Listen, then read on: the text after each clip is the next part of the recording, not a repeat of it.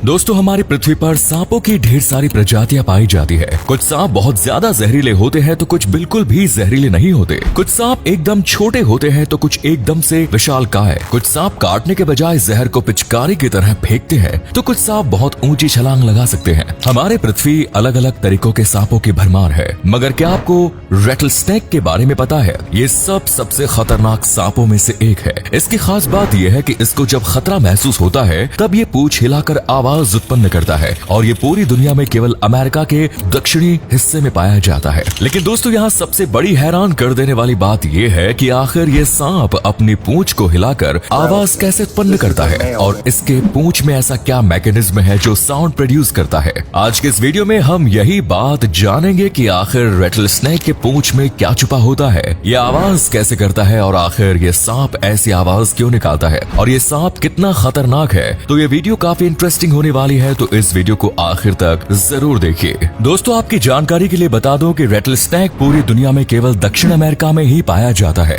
और ये आमतौर पर 3 से लेकर 6 फीट तक लंबा होता है। इसकी सबसे खतरनाक बात यह है कि यहाँ मरने के 1 घंटे बाद तक किसी को भी काटकर उसे मौत की नींद सुला सकता है। आपके मन में सवाल होगा कि आखिर मरने के लिए 1 घंटे बाद भी ये स्नेक कैसे किसी को काट सकता है? तो आपको बता दो कि ये स्नेक का मेटाबॉलिज्म काफी धीरे होता है, इसीलिए मरने के बाद भी इस आपके शरीर के कुछ अंश जीवित रहते हैं। तो दोस्तों, मेरी आपसे गुजारिश है कि अगर जब भी आप ट्रैकिंग या हैकिंग पर जाते हैं तो आपको मरा हुआ रेटल स्नेक दिखाई देता है तो उसके नजदीक कभी न जाए। भगवान न करे अगर ये आपको डंक मार दे और आपके जिंदा बचने की संभावना बहुत कम हो जाएगी। और इसके जहर का एंटीडोट 84 लाख रुपए का आता है। अब बात करते हैं इस रेटल स्नेक के रेटल की। तो आपको जानकर हैरानी होगी कि ये स्नेक अपने रेटल को 1 सेकंड में 50 से 100 बार हिलाता है। और इससे भी ज्यादा हैरान करने वाली बात यह है कि ये सांप अपने रिटर्न को लगातार 2 घंटे तक हिला सकता है। आप अंदाजा लगा सकते हैं कि ये सब अपने रेटल को हिलाने के लिए कितनी ताकत का इस्तेमाल करता होगा और इसके रेटल की मांसपेशियां कितनी मजबूत होती होगी। दोस्तों, अब आपके मन में ये भी सवाल आ रहा होगा कि आखिर यह रेटल स्नेक अपने रेटल को क्यों हिलाता है और आवाज करता है। आपको बता दो कि ये स्नेक काफी शांत स्वभाव का होता है। ये जल्दी किसी पर हमला नहीं करता, इसीलिए इसको जब भी खतरा महसूस होता है तब ये अपने रेटल को हिलाकर साउंड प्रोड्यूस करके चेतावनी देता है। और मजे की बात यह है कि जब ये खुद शिकार पर निकलता है तब अपने रेटल को नहीं हिलाता ताकि आवाज सुनकर शिकार भाग न जाए। ये स्नेक आमतौर पर छोटे जीवों का शिकार करते हैं जैसे कि चूहा वगैरह है। इस स्नेक का शिकार करने का तरीका आम सांपों की तर्ज पर है, जो झाड़ियों में छुपा रहता है और मौका पाकर अपने शिकार पर धावा बोल देता है। ये अपने शिकार पर इतनी तेजी से धावा बोलता है कि शिकार को भागने का मौका भी नहीं मिलता। दोस्तों, आपको जानकर हैरानी होगी कि रेटल स्नेक का रेटल कैरोटीन से बना होता है। ये वही कैरोटीन है जिससे हमारे नाखून बने होते हैं। ऐसे में अगर आप रेटल स्नेक रेटल के अंदरूनी हिस्से को देखेंगे तो आप समझ पाएंगे कि कैरोटीन से बने ये छोटे छोटे सेगमेंट यानी कि इससे एक दूसरे से लूज इंटरलॉक सिस्टम यानी कि एक ढीले चैन से जुड़े होते हैं और इसी वजह से ये जब हिलते हैं तो ये आसपास में एक दूसरे से टकराते हैं, जिससे इनमें से झुनझुने जैसी आवाज आती है। इसके अलावा इनके साउंड्स काफी तेज होती है, जिसका कारण है इनके रेटल का खोखलापन, जिस वजह से जब ये हिलते हैं तो अंदर ही अंदर एक साउंड क्रिएट होता है। दोस्तों, ये ठीक इसी तरह है जैसे हम किसी खाली कमरे में हल्की आवाज में भी बोलते हैं तो वो हमें बहुत ज्यादा सुनाई देती है। इतना ही नहीं, इसके तेज आवाज के पीछे केवल रेटल ही जिम्मेदार नहीं है, बल्कि ये रेटल स्नेक के पूंछ में मौजूद मजबूत मांसपेशियां जो रेटल को अच्छे से पकड़ कर रखते हैं, जो इतनी तेजी से वाइब्रेट होती है कि रेटल मिलकर आवाज उत्पन्न करते हैं। और इन्हीं मांसपेशियों के कारण रेटल स्नेक अपने रेटल को 1 सेकंड में 50 से 100 बार तक हिला सकता है और वो भी लगातार 1 से 2 घंटे। दोस्तों, आपको बता दो कि जब भी किसी बेबी रेटल स्नेक का जन्म होता है तो उसके पास रेटल केवल नाम के नाम पर कुछ नहीं होता और वो जब इसे हिलाते हैं तो आवाज उत्पन्न नहीं होती, क्योंकि आवाज उत्पन्न करने के लिए कम से कम 2 सेगमेंट चाहिए ताकि वे आपस में टकराकर आवाज उत्पन्न कर सकते हैं। रेटल स्नेक जैसे जैसे बड़ा होता जाता है और वो समय के साथ अपने स्किन को बाहर निकालता जाता है तो उसके साथ रेटल का एक नया सेगमेंट बाहर आता है जो पहले वाले के ठीक नीचे होता है और इसी तरह इसका रेटल धीरे धीरे बड़ा होता रहता है, जिसे वो हिलाकर ज्यादा साउंड प्रोड्यूस करता है। दोस्तों, इसी बात से आप रेटल स्नेक के रिटर्न की लंबाई को देखकर उसकी उम्र का अंदाजा लगा सकते हैं, क्योंकि जितना लंबा रेटल होगा उसकी उम्र उतनी ही ज्यादा होगी।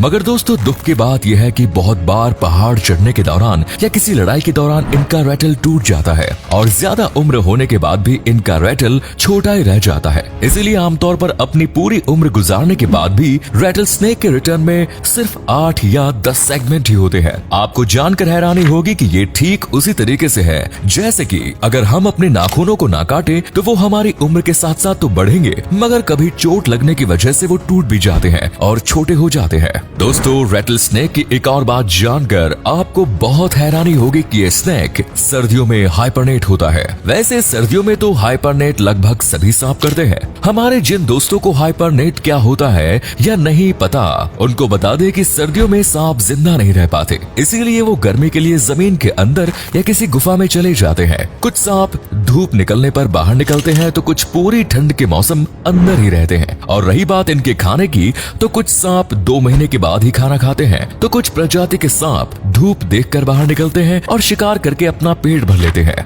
मगर अब आप में से बहुत से लोगों का ये सवाल होगा कि आखिर हाइबरनेट तो सभी सांप करते हैं, तो रैटल स्नेक भी करता है, तो इसमें नई बात क्या है? तो आपको बता दो कि रैटल स्नेक 1 से 2 की संख्या में नहीं बल्कि हजारों की संख्या में एक साथ हाइबरनेट करते हैं। जरा सोचिए, आप किसी गुफा में जा रहे हैं, वहाँ आपको एक साथ हजारों की संख्या में रैटल स्नेक देखने को मिल जाए तो आपकी क्या हालत होगी? दोस्तों, रैटल स्नेक की 30 प्रजातियां और कई उप प्रजातियां पाई जाती है और आपको जानकर बहुत हैरानी होगी और आप अपना माथा पकड़ लेंगे कि इतनी खतरनाक स्नेक के कुछ प्रजातियों को दक्षिण पश्चिमी अमेरिकी बड़े ही चाव से मीट की दुकान से खरीद कर खाते हैं। उनका कहना है कि इस स्नेक का स्वाद चिकन जैसा होता है। दोस्तों, इस सांप के काटने से हर साल अमेरिका में सैकड़ों लोगों की मौत हो जाती है, मगर आपको ये भी जानना चाहिए कि ये सांप काफी शर्मीला होता है कि ये जल्दी किसी इंसान पर हमला नहीं करता। जब इसे खतरा महसूस होता है तभी ये इंसानों को काटता है और एक वयस्क की तुलना में बेबी स्नेक बहुत ज्यादा खतरनाक होता है,